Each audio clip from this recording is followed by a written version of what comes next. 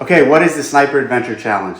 So the Sniper Adventure Challenge is a 36-hour adventure race that this year they did in Douglas, Wyoming, the year before they did in Arizona, and it's primarily a land navigation competition with some shooting challenges and then some additional challenges that are non-shooting and non-land nav.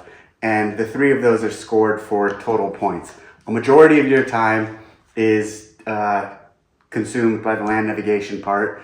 And for the land navigation, obviously you can, maybe not obviously, but you cannot use you cannot use a GPS. So you have to use map and compass. So I use a Silver Ranger style compass because that's what I used in the Navy. That's how I learned how to navigate off of.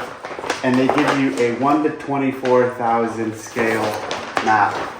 And then with this style map, you are tasked with plotting points and navigating to those points.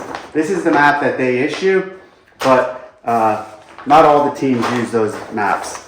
A good majority of the teams print custom maps out. You kind of understand, they'll give you the bounding box of the realm, so you'll know exactly which area, the bounding box, which area you can work with.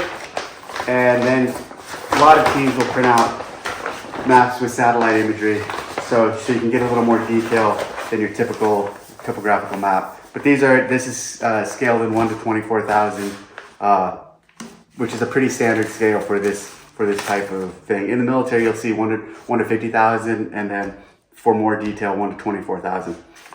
Then as the race kicks off, they give you a checklist. This was our mandatory checklist for our second mission, where they have 21 different points. And so the first mission also had 21 different points that you plot on your map. And there's also bonus points, and you can collect these points in any order. And in the way they lay them out, there's a lot of different ways and approaches you can tackle these by. And so you also have a punch sheet card, and this is what you use when you get to a point you take their punch, you punch in the corresponding box, and this validates that you hit the spot. So you'll get a mission 1, 21 points. I think they said out of the 13 teams that were there, 4 or 5 teams completed mission 1. 1 team completed mission 2, which is very impressive. And then the team who won actually didn't complete mission 2, but they were able to collect more points than the team who did complete mission 2 through those additional challenges. So there's shooting challenges. This year there was 2 different days of shooting, day 1 stages, and then there were shooting stages on day 2. And then there's these additional places or challenges that you do basically at base camp. And some of those challenges included, they had one that was like 10 pages of math problems.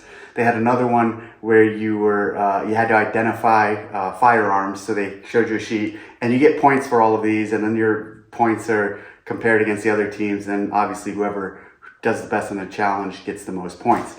So the team who won didn't hit the most checkpoints on the navigation, but they did the most total challenges and shooting events to get the most points and win overall. But they did have no one else. We were third. We weren't even close to them on the number of points we hit. The team who took second, though, they covered a ton of ground, but didn't do as many challenges. Also with Sniper Adventure Challenge, so you're primarily in the field navigating. There's also a specific gear list that I'll go into. They give you a sheet of gear that's required for the entirety of the match. So, and they'll do a gear check. So they'll check that you have every item that they're asking for medical, 3 magazines for each gun, a shovel per team, specific tarps, specific line, 550 cord essentially. And so there's a number of items that you also must carry in your pack, 3 liters of water at all time, etc. So throughout the rest of the series, I'll do a video on the guns that we used, and then I'll also do a video on the gear in my pack and how I had it set up.